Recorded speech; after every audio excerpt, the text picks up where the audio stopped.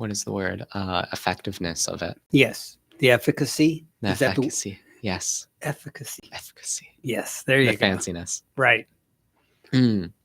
And so and I haven't gotten a clear understanding of how that works, but is it possible that if you got Johnson and Johnson, you can get Pfizer, That was my understanding of it, yeah. or you can get Moderna? Like as a baseline, you have one of the, I think it was like, if you have Johnson Johnson and such, you get Moderna or Pfizer, something like that, kind of like as a baseline. Like you have the base immunity, but with one of those two, it might have been just one, but with one or the other, increases the efficacy. Yes. And Substantially. they just announced that the children would take smaller doses, that they would have a smaller dose of the same material. Really? Yeah, for children now. Which one? I think it was the Pfizer was approved. Because that was the first one to be approved, so it seems to be the change. They're just following it based on time, and it would take that amount of time. This was a more substantial news article. It was Nicholas Cruz pleaded guilty to murdering the 17 in the Stoneman Douglas High School.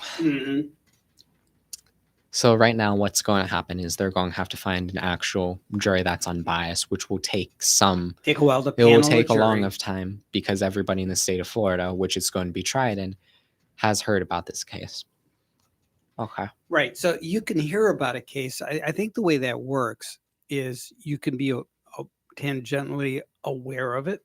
You can't be in that realm. But you have to be able to tell the judge that you're able to make an impartial decision. And they would have to find people, maybe even from like Bandon or such. But that would be on a case where the accused is pleading not guilty. Right. This particular accused has pled guilty. So that's like a whole new wrinkle. And now the case would be if he is going to be tried for a death sentence, or is he going to be tried with life without parole? Right. Okay. How do you feel about that, Mr. Frank? Just as a topic in general. Because there's this is a conversation that we've had since Yes, and we had this before. Yes. The only thing that's different is Nono's not here. Right. So, dear listeners, if you want to call in 220-WSTU-9788, and once again 220-WSTU-9788. Right.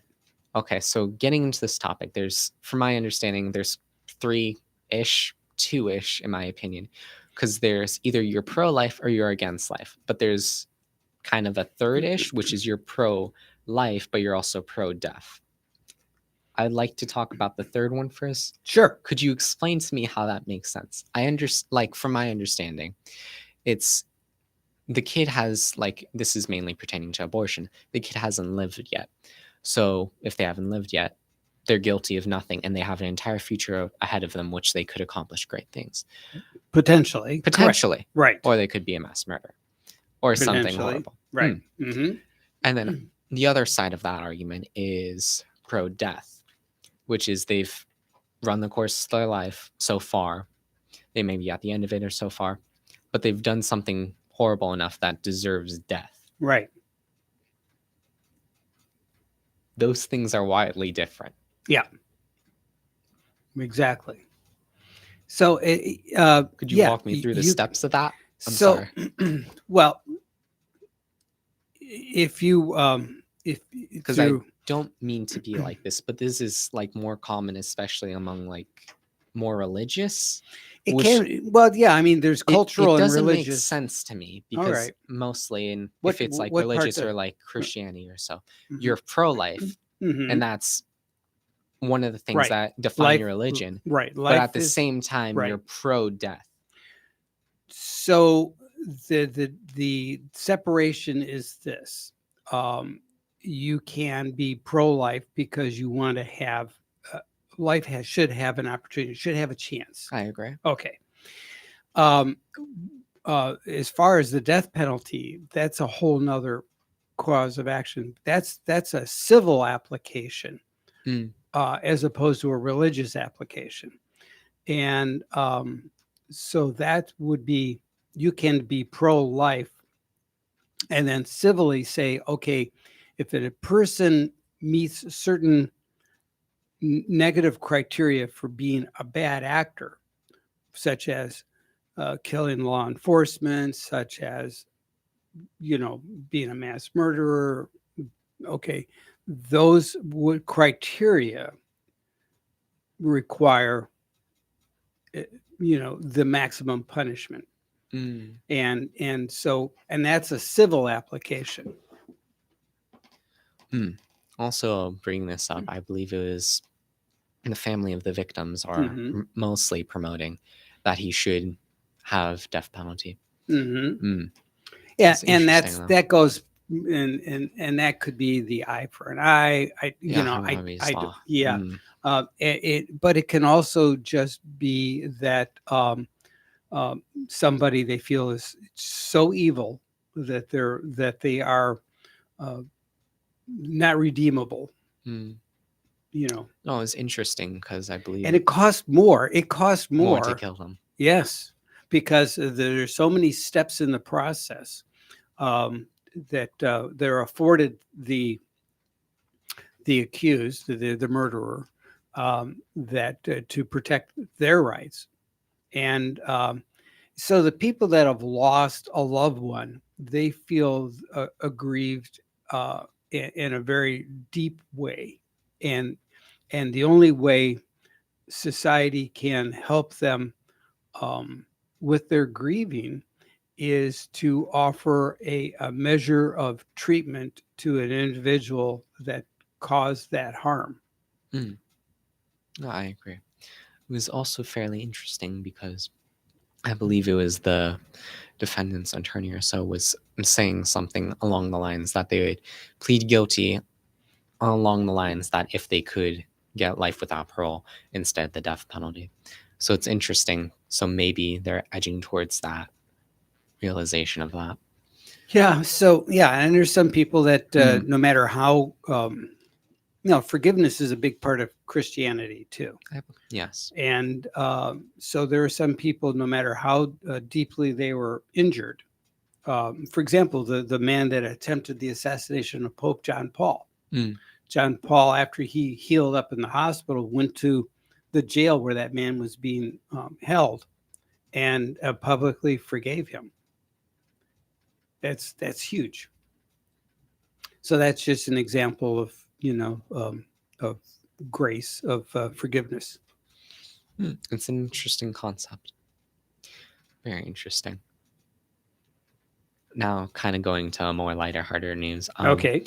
This is more of like this isn't really news. This is more historical based. It was a 900-year-old crusade stores was found off Israel's coast. So what happened was an amateur diver while he was diving off the coast of Israel, right, he saw something and he was like, that looks more or less strange. Yeah. He grabbed it and it was a 3.3 feet long sword. And it was estimated that it was dated back to 1095, which is absolutely crazy because this was when the Crusades happened, and the IA, which is Israel's Artifacts Association, is supposedly it was turned into them and they're going to clean it up and put on display. It's just fairly interesting. I wonder what the metal was made out of that survived that long inside the ocean. No, it was you want to see a picture? It was encased in stones and shells. All right. It was completely encapsulated. Right. Oh yes. That happens just for being in the water. But what generally the metallurgy underneath that is so harmed from the time, it's not preserved so well. I guess is what I'm saying. So you have to be very careful when you there may not be anything left. So yeah, that's very. I'm sure they may have X-rayed it some way to look at it to see what's underneath all the crustaceans. This is more of something that I found fairly interesting. This happened in like the last 6 hours ish, and what happened was, U.S. surgeons on a kind of brain dead patient, they placed they they replaced the patient's kidney with a genetically modified pig's kidney, which they made it so that it wouldn't be recognized as a foreign object. That's pretty cool. It's pretty cool, but it also raises some ethical concerns because you have, on one hand, you have those, such as the Middle Eastern areas, they can't really touch any pig. Right. And then if you try to use a different organism, such as a cow, then you're eradicating the entire of India being able to use it. So the mixture would be that you would be able to, depending upon what your religious or your ethnic background, they would genetically modify the animal of your choice. And keep in mind, it's only been like 2-3-ish days, and Yeah. they said it worked fine. It has been peer reviewed, Right. but something like this could be potentially major. Right. So what are your thoughts about them bringing back the Mammoth? Yes, the woolly mammoth. I mean, it's getting closer and closer. And I saw that. Yeah. I did see that. That was about like a couple weeks ago, and they're getting fairly close, and I believe they're just raising money for it. Right. So right. It's because it's a huge undertaking. It's a huge undertaking, and they're going to reintroduce it, I think, right? Right. So they want to get a whole herd of them, and they're using the concept of there was the whole ecology in Wyoming, the western states, was changed when they eradicated the wolf. Right. And strangely enough, when they reintroduced wolf population, the ecology came back into more balance, and a lot of animals. It's like, what? How was this weird. The red wolves? I forget what. Because those wolves, I believe it was like maybe ours or Georgia's, that were completely eradicated also, and they recently introduced them in like the last 6-7 They years. found that when they reintroduced wolf into the wild population, that it creates more balance for the other critters. So using that same logic, that's what they're bring back the mammoth. Right. It's like, what could go wrong? But here's the thing. No one's asking obviously there's I think it's an Indian elephant that they're going to use, which is the closest relative.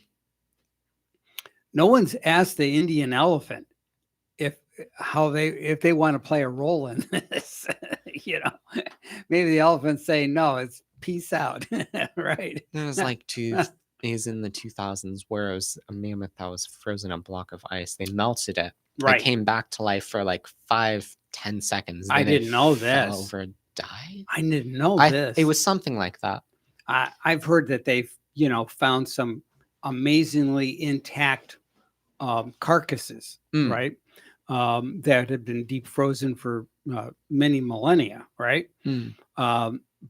And so that's pretty cool. And of course, that means you got a lot of genetic information that's on top, and then you have variety.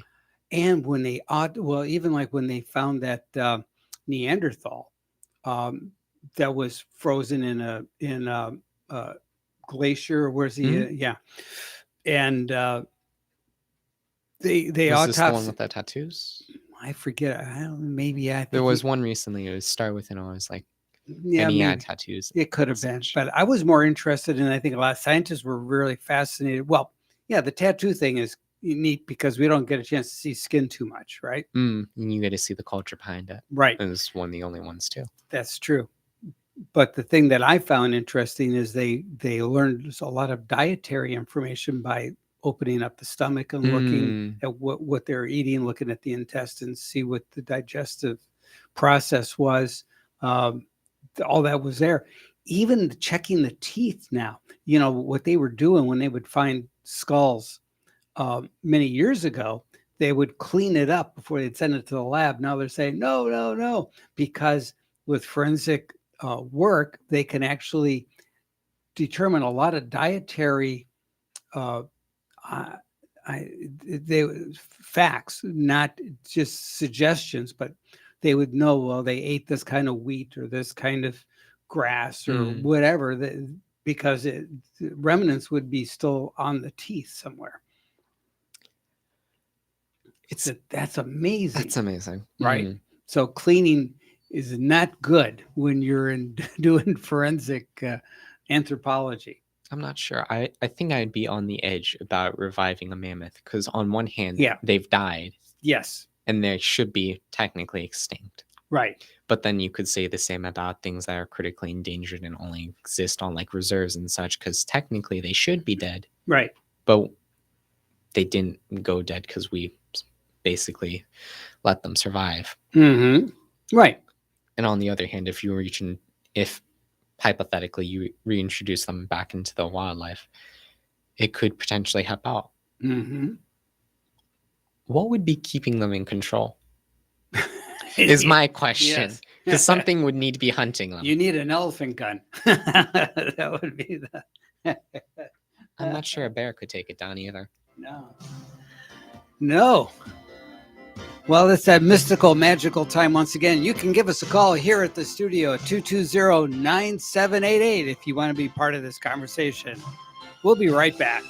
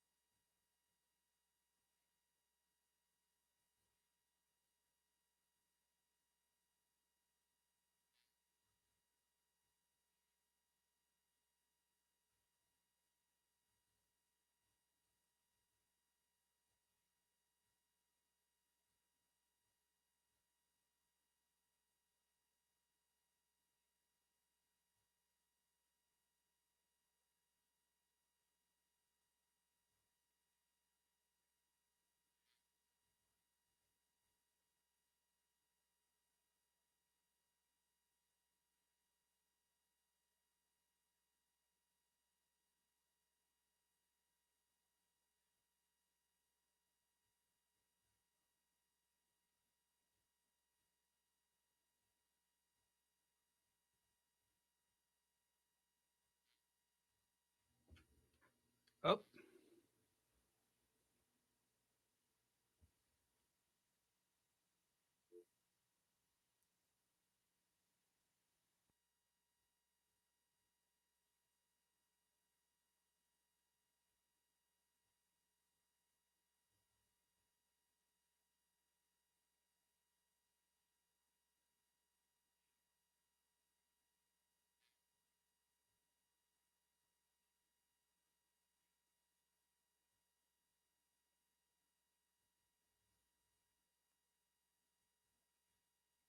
Hey, how you doing? Hey, how you doing? All right, we'll be live in 9 seconds. Stand by.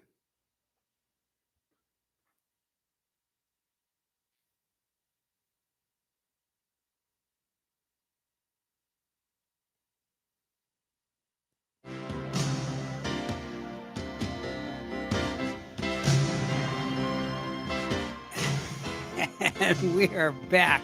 We have a caller. We do have a caller. Sounds like we got Big Bob on the line. Mm-hmm. How you doing, Bob? Why they call me Big Bob? I'm not tall. I don't know. Hey, Like you two Trekkies kind of showed your hand there. Warp drive, warp speed. Why Shatner was going up there? Yeah. How cool is that? Well, according to George Takei, he said that Shatner went where other people have already been before. Hey, if I'm going to spend $300,000 for a short flight like that to explore space, I'll do it, but only to explore between the ears of our current president. Yeah, well, that's another mystery, isn't it? There's a lot of space in there. Yes, indeed. No, but hey, I was listening to you, and the shots apparently. Yes. You can mix Johnson & Johnson with Moderna. Mm-hmm. They say they're mix and match. I guess it's like going through Burger King, McDonald's, or Wendy's. Nice. You can do that. I've had mine because I'm going up north to see my mom, who I haven't seen who's in a nursing home for, ever since COVID. Right. And also I have some nieces, great nephews that were born that I haven't been able to see yet. So I had my shots done. I got the 2 Pfizers. Now they're saying I might need a booster, but not till 6 months after. Right. And I don't know. I mean, 6 or 9 months. I think my friends 6. don't want it. I A lot of think my 6 family doesn't want to get it, but that's their decision. But if I want to go into the nursing home and see my mom, I have to have my shots. Right. So so I've done that. I've had everything but parvo, which they used to try to sell me for my dogs. I don't know what that shot's about. Well, at least you won't be foaming at the mouth, though. So that's good. There you go. Hey, have you heard about this today? The talk about this Brian Laundrie. They found some bones by a dry bag of his, but it turns out, I guess they're not an early report. It's not the bones of him. Right, but it's human remains. Yeah, but it was right near a bag that they concluded, a dry bag, which if you're a boater or a jet skier or whatever, that means, and they concluded that was his so far. Right. Early reports are often wrong, but right. I think we should need a referendum here because this Laundrie family, they went camping right after this whole thing came about, and I think we need a Florida referendum on the ballot and rename these people Dirty Laundrie because there's something wrong here. And I mean, my God, when I was 13, it was snowing out. My parents went out to dinner, and I decided to drive one of the other cars around the neighborhood and show off. And drove up and drove through the neighbor's hedgerow. They squealed on me the next day. Right. I mean, his parents, Brian's parents, seem to be hiding a lot of stuff, and I don't know why. I don't know why they're doing it. Yeah, well, it's an unfolding story. It'll be very interesting to see, what happens going forward. But, yeah, I think in the end, you'll see on a game show. Well, if you're the winner, you go to Maui. If you're a loser, you go on a camping trip with the Laundries. I mean, it's just there's something really so wrong here. How they seem to be protecting him. I hope I'm wrong, but I don't see any help coming from this family or everything they've done. To this Gabby. I mean, I wish one of the family was Gabby, because we're not learning anything. The poor girl's dead, right. and the family seems to be totally turning against anything against her son. Like I don't know, like he's the next king of who knows what. Yeah. But, well, time will tell, and we will find out the truth. We just right now, and that's the thing. If you've ever been involved in police investigations, or even from a shirt sleeve, arm's length distance, that the police, first of all, they don't share all the facts with you because some things are just kept very close because they don't want somebody to make a false take that information and make a say okay, I'm guilty, I did this, because they already showed their hand and already gave you all the information. So but when he comes home without Gabby, like they say, and then all of a sudden the family goes on the camping trip too. Right. I mean, this is getting a little bit silly here. I don't know. Let's hope it all comes to fruition eventually. But yeah, it will, and it's going to take time. But that's the thing about law enforcement. They've got time on their side. They're in no hurry because they want to get all the facts. They want to learn as much as they can learn. They don't certainly want to falsely accuse anybody. And the facts will become known. Yeah, we'll find out eventually. Yep. And hey, what do you all think about all these ships sitting out off the ports that can't come in? They're saying it's going to ruin Christmas. Definitely will. There's currently 100 ships off the Long Beach pier, right? It's funny you're talking about Christmas because every port. 10% of Americans or so. I heard from like, it was like an article that there was going to be like 10% of Americans that weren't going to spend because they were hit so hard of COVID, Right. that they're just not going to spend because they need to pay the bills, they need to do everything else. That's part of it. The people that are spending their money is sitting offshore in container ships, and so the manufacturers, in order to get materials in, are paying more money to fly things in, and so that's going to cause prices to go up. You know, and so if you got 100 ships, let's do the math. All right, it takes 5 days to offload one container ship at the Long Beach Pier. Okay, 5 days, you got 100 ships. How many days? Oh my God. Right? Yeah. And Christmas is how long from now? Oh, I heard a guy today on the news that said his business has been waiting for like 7 months for his stuff. Right. He does outside patio equipment and like swings and things like that. Right. And he said he's been waiting for like 8 months for his stuff. That's and he's borrowing money from everybody in the family to stay afloat right now. Well, Governor DeSantis has offered our ports. They said, you know, we've got ports, we've got rail systems. There's no reason why you can't, you know, offload here. And I think the governor of Texas has made a similar suggestion. The difference is Florida's a right to work state. It's not unionized. And California is. Even working 24/7, that was like took several months of this nonsense to continue before they says, well, I know we don't want to work 24 hours, but we'll do it because we got all these ships stacking up out in the ocean. In the meantime, the people that live there, these empty containers, they got no place to put the empty containers because I guess they're not going back, or I don't know what. There's a big problem with empty containers now, and they're parking them in neighborhood streets, and people are having a hard time getting out of their driveway. It's a mess. Yeah, if you ever watch that show, American Pickers, there's a lot of times when those containers get chewed up by the salt, people buy them for nothing, and they store all their junk in it. Sure. And I lived in Long Beach actually, so you're right with the union things. And Biden had a big meeting with just him in the closed doors with unions a while back, because he was trying to tell them that all these infrastructure jobs are going to go to, you know, union people. Right. And so, in the meantime, all the people that belong to the union that were part of the oil deal between Canada and the U.S. What was that? The pipeline, right?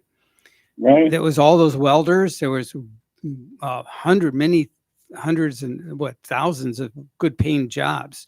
Executive order done. Yeah, and they all got furloughed, and none of that were, you know, the union workers, none too happy, I will tell you. You know, and these were you know, I don't know. It's a very strange, you know, set of affairs. And they say the winter fuel prices are going to go through the roof for heating. Right. So heating oil's going up. Have kids finally wishing for coal in their stockings. Right. Just to heat the house. Right. Yeah. No, it's unbelievable. It's crazy. Unbelievable. Bob, stay with us. We're going to be on break for a moment. We'll be right back. Stand by. We'll be right back.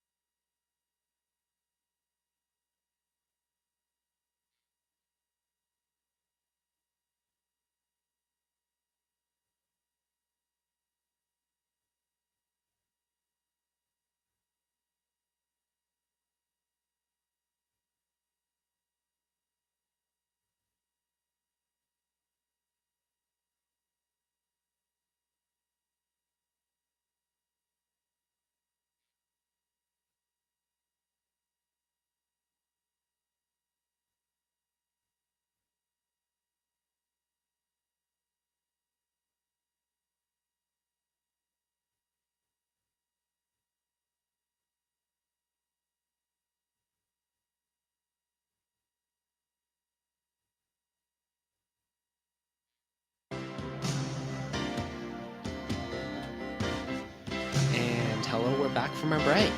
We are indeed. Bob, while we were on break, I got a question for you. Sure. What do you know about the meme about "Let's Go Brandon"? Have you been following that in the news?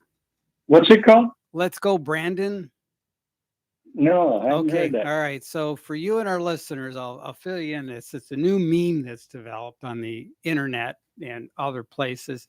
And so during a NASCAR race, a guy by the name of Brandon, and I'm sorry, I don't know his last name, he apparently won the NASCAR race. So he's in the winner's circle, and a lady from ESPN was interviewing him. And while she was interviewing them, the crowd was chanting, and you can hear them clearly. And they were saying expletive Joe Biden. And and they were repeating, and it was quite a chant. And so, and it was on the air while she's interviewing him. And so she's, oh, isn't that nice? They're saying, "Let's go, Brandon." And to divert attention away from what the crowd was chanting, I suspect. Anyways, so that's become a new meme. Instead of saying something derogatory about the president, people just say, "Let's go, Brandon," now. So it's kind of. Well, what does that mean? Let's go, Brandon. Well, I don't know. I explained it as best. Like, did I explain it close enough?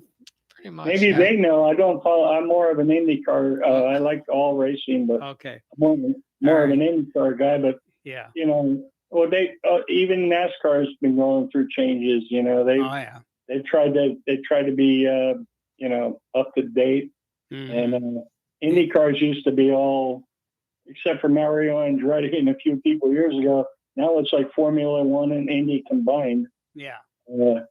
So I don't know what they meant by that, but we need some kind of chant, because I'm telling you, nobody else is listening. And the mainstream media is saying now they're the real news, and Liz Carantes is saying she's getting into the facts, and getting into the facts is hard these days.